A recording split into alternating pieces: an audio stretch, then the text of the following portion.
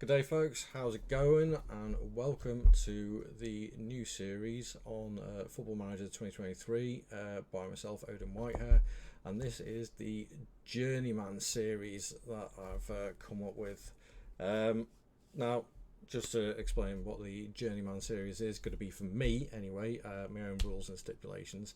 I've loaded a lot of leagues into this. I will show you first the add and remove leagues. These are the current leagues that I've got in here. The vast majority of them are playable leagues, bar the South American countries, which would be Uruguay, Argentina, and Brazil.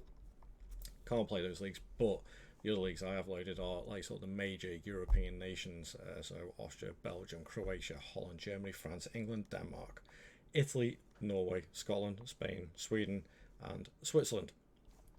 So that gave me the options of which team I wanted to go for,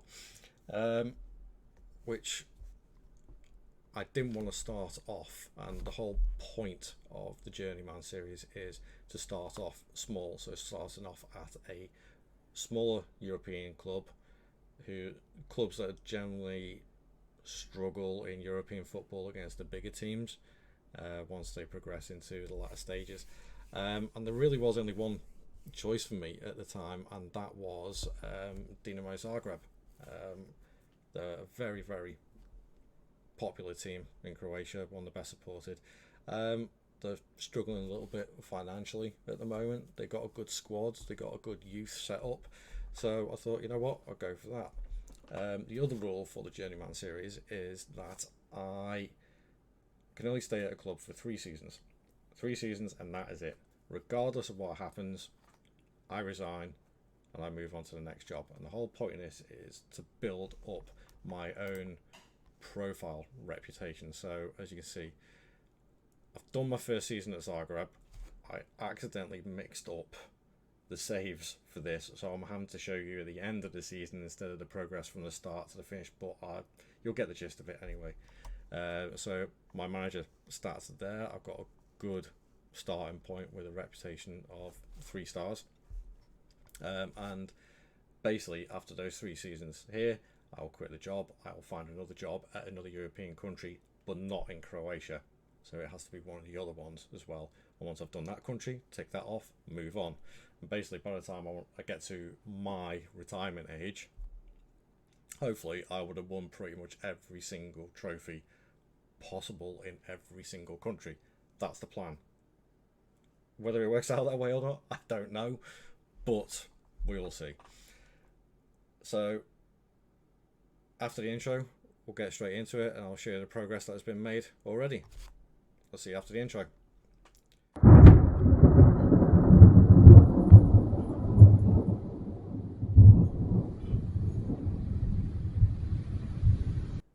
Right, guys, so yeah, as I said, I slightly messed up the save file, where I've actually simulated the season already, and one of my save files I think I accidentally overwritten the save once I'd done the simulation.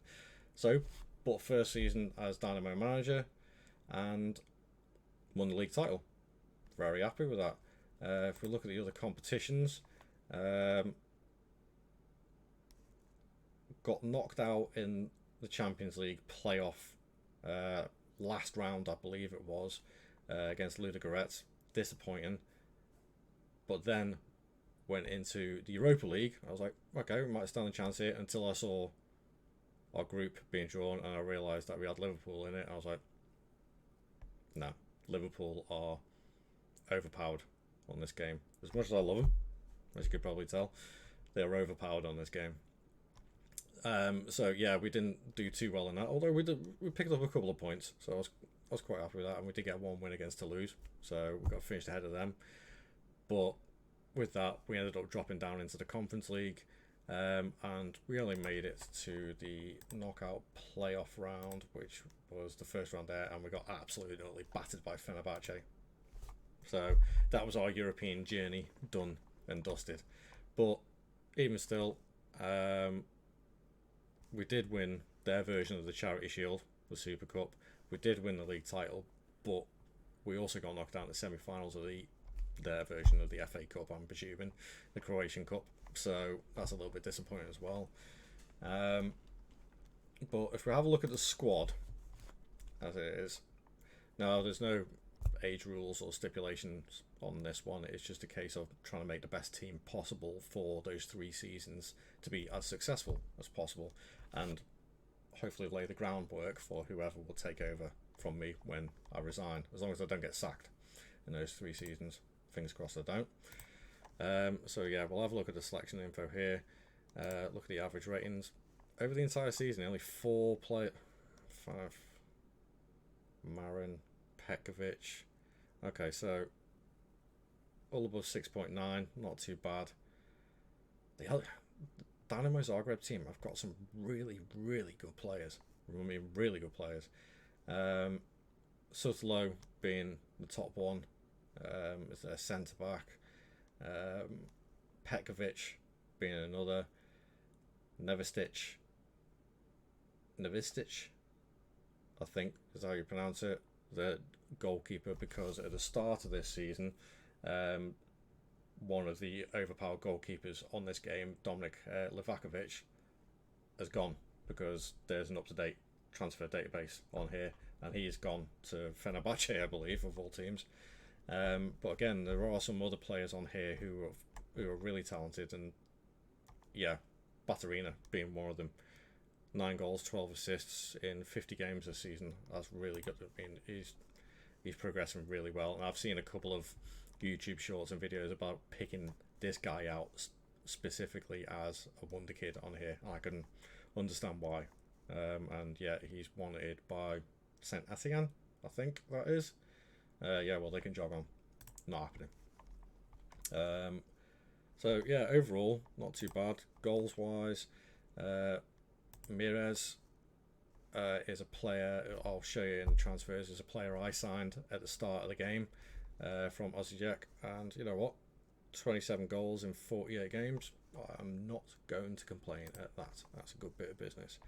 13 from Petkovic, 13 from Marin. Assists wise, Petkovic with 8, Baturina with 12. Reasonably spread out, so as a first season goes, that's okay. The tactic I'm running is this. I love my gegenpress style of football, but I decided to change it around instead of having wingers, because when the wingers you got here in your positions, they're just not that good. They're just not that good. But what you have got, and you're inundated with at this club, is central midfielders. You got loads of them, attacking midfielders, central midfielders. So I decided to drop these guys a little bit further back just to protect the back 4, as well as having these guys all attacking, and it seems to have worked for the most part. Transfers wise, if I look at the transfer history, so yeah, you don't get a lot of money in Croatia. It's even harder to attract players that you want. So, but I did get in Nanglin, who, yeah, okay, 36, physicals dropped off a lot, but his experience just for this season was invaluable, and he didn't do too bad actually. But his contract is expiring. It was only a 1-year contract, and I'm probably going to let him go. Milicevic was a backup left back, who, again, being 25, probably ain't going to progress that much more, but he's a decent substitute for Mikhailichenko, the left back. And then Mires, who I got from the same league, bought him in for 3 million, and he's done alright. All these transfers here, the vast majority of them were all done at the start of the season because of the updated transfer database. So yeah, a lot of these I didn't have anything to do with. So yeah, under 19s, let's have a development centre, because again, the potential sort of for Branic, Marco Boy, Kunjundzovic. Got some really good talent come through here again, and a couple of these are going to get promoted into the first team squad, especially these two here, because I think they've got a lot of potential to come through, including Kunjovic as well. If I'm saying that, this is going to be interesting. The amount of different players that I'm going to try to say the names is going to be entertaining, to say the least, because I'm going to be jumping around from league to league. But overall, very happy with that first season. So we go back to the home screen.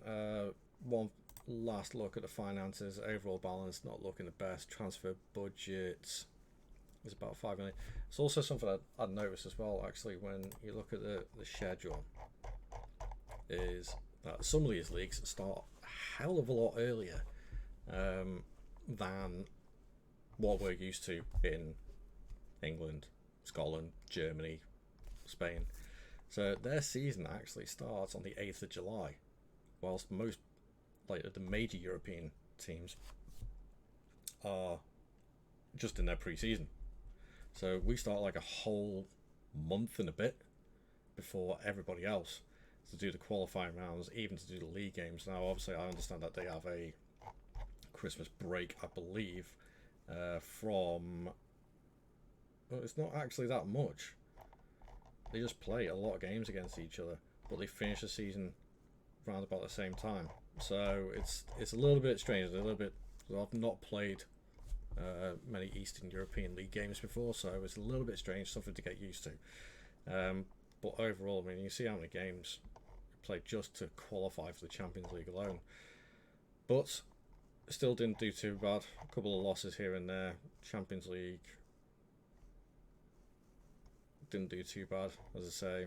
But then, obviously, getting to Europa Conference League knockout and then getting absolutely battered by Fenerbahce is a little bit disappointing.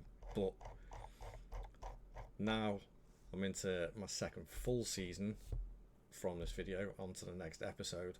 Then we'll see where we can take the team. So I will wrap that up there, guys. Thank you very much for watching. If you like the video, please leave a like and subscribe to the channel to see more videos like this. The next episode for this will be out in a few days after this one's released. And yeah, just keep an eye out by using the little bell icon, and I'll see you guys in the next episode. Goodbye.